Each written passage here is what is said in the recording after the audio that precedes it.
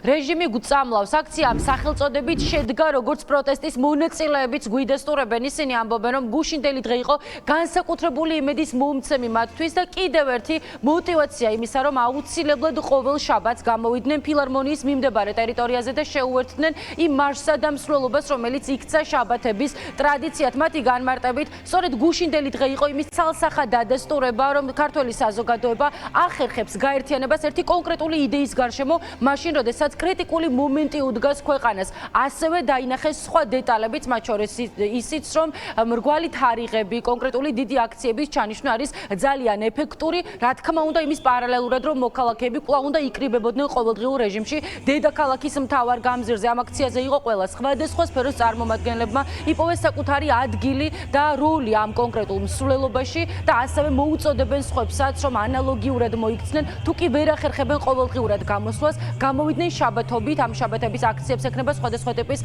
სათაურები მათ შორის ხასიათი მიეძღვნება სხვადასხვა პრობლემებს და ამიტომ ხმის ამაღლებას ამ მიმართულებით განსაკუთრებულად დიდ მნიშვნელობას ანიჭებენ. დღევანდელი დღე იყო ძალიან ღირსშესანიშნავი. ჩვენ ვართ ყველანი ძალიან გაბრაზებულები და ზუსტად ვიცით რომ არაფერს აღარ შევარჩენთ არავის ვინც ამ ქვეყნის კეთილდღეობის საწინააღმდეგოდ შრომობს და იღწვის და ჩვენ აუცილებლად გავმრავლდებით, გაუბერულდებით და ორგანიზებულად, სინქრონიზებულად და კოორდინირებულად წარმართავთ აი ამ წინააღმდეგობის პროცესს, რომელიც მიგვიყვანს შედეგამდე. ამიტომ ყველას მოუწოდებ არავითარ შემთხვევაში ჩვენს აქტიური წინააღმდეგობის აქტიური მხარდამჭერები, ვინც არიან, არავითარ შემთხვევაში არ გამოტოვონ არც ერთი შაბათის მარში და ერთმანეთს უნდა მივუწეთ ძალიან სერიოზული რწმუნება, რომ ჩვენ ერთად ვდგავართ და ვიდგებით ერთად ბოლომდე. ისინი ცდილობენ რომ ყოველდღიურად თავს მოგვახვიონ თავიანთი პროპაგანდა და გააყალბონ რეალობა. ჩვენ ყოველდღიურად უნდა ვეცადოთ რომ რაც შეიძლება მალე ეს ანტიქართული რეჟიმი, კრემლის რეჟიმი მოშორდეს ჩვენს ქვეყანას. აკრძალული ქიმიური იარაღით მოიწამლა პროტესტში მყოფი ადამიანები. ეს საკითხი და ეს თემა უნდა იყოს წამყვანი და არის წამყვანი დღევანდელი დღეც ამას ადასტურებს. ეს ადამიანები გონებით მოქმედებენ, ანუ მათ იციან როგორ რეჟიმთან აქვს საქმე, მათ იციან რომ რამდენი ხანიც არ უნდა დაჭირდეთ, ბოლომდე, გამარჯვებამდე აკაციულიან, სხვაგანაც მივლენ, რკინის ქალანებს ჩაიცმევენ და სამართალს იპოვნიან. ვიპოვნით.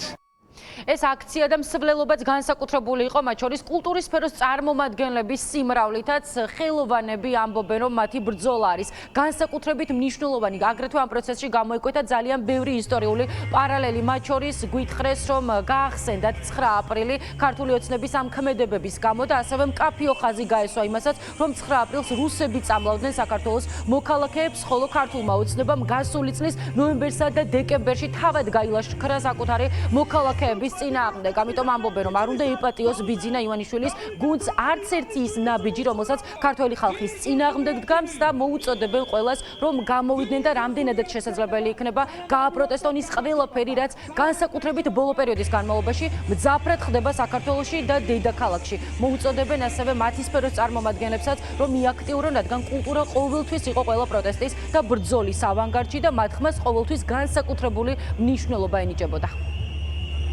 პირველი რამასანდება 9 აპრილია, რო ვიდექი, ეს რაღაცა უცნაური არსებები წამოვიდნენ ჩვენზე. ნუ ტანკებით და მე და ჩემ შვილს ნუცას მოგვდევდა, რატომაც ჩვენ ამოგვიჩემა ერთი ესეთი მიჩბიანი, აი ეს ვინი რა იყო, თან ასე აფარებული ქონდათ ეს რაღაცა სახეზე. აი ის მომწამლელი გაზი მაშინ, ისეთი შოკი იყო მაინც.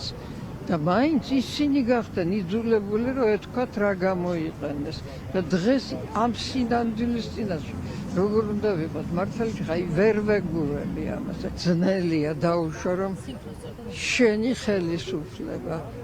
ხელისუფლება იბრძვის შენი ხალხის წინააღმდეგ. ჩვენ რას ვითხოვთ? ჩვენ არ გვინდა ერთპარტიულ სისტემაში ცხოვრება ქვეყანას, როდესაც ქვეყანას მართავს ერთი პარტია და როდესაც სასამართლო არის ამ ერთ პარტიას დამორჩილებული.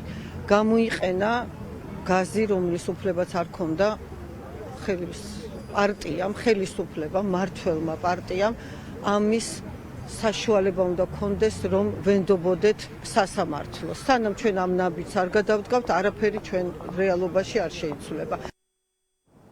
რეჟიმი გწამლავს. აქციამ სახელწოდებით მრავალფეროვანი იყო მარშრუტის თვალსაზრისითაც თავდაპირველად შეკრება დაიწყო ფილარმონიის მიმდებარედ ამის შემდეგ გაიმართნენ აქციის მონაწილეები მსვლელობით დედაქალაქის მთავარი გამზირისაკენ, ხოლო მას შემდეგ რაც ირაკლი კობახიძემ ეს საქმე დახურულად გამოაცხადა, მიიღეს გადაწყვეტილება, რომ მათი პროტესტის მთავარი სამიზნე სწორედ ირაკლი კობახიძე უნდა ყოფილიყო და გადაინაცვლეს კანცელარიასთან. ამის შემდეგ უკვე საპროტესტო შეძახილები მთავრობის ადმინისტრაციასთან ისმოდა, მაგრამ რა თქმა უნდა ბოლოს მაინც ყველა დაბრუნდა დედაქალაქის მთავარ გამზირზე და ბრძოლა გააგრძელა პარლამენტთან. აქციის მონაწილეები ამბობენ, რომ გუშინდელი დღე იყო ცალსახად დადასტურება და ინდიკატორი მათ შორის იმისა, რომ მოქალაქეებს ეს პროტესტი აერთიანებთ, ამიტომ მომდევნო შაბათისთვის უკვე დაიწყო მზადება და მოუწოდებენ ყველა ადამიანს, რომ საკუთარი როლი და თავი იპოვოს ამ პროტესტში. თუ კი ყოველდღიურად ვერ ახერხებს გამოსვლას რუსთაველის გამზირზე, აუცილებლად გამოვიდეს შაბათს და შეუერთდეს დიდ საპროტესტო აქციას, მარშსა და მსვლელობას.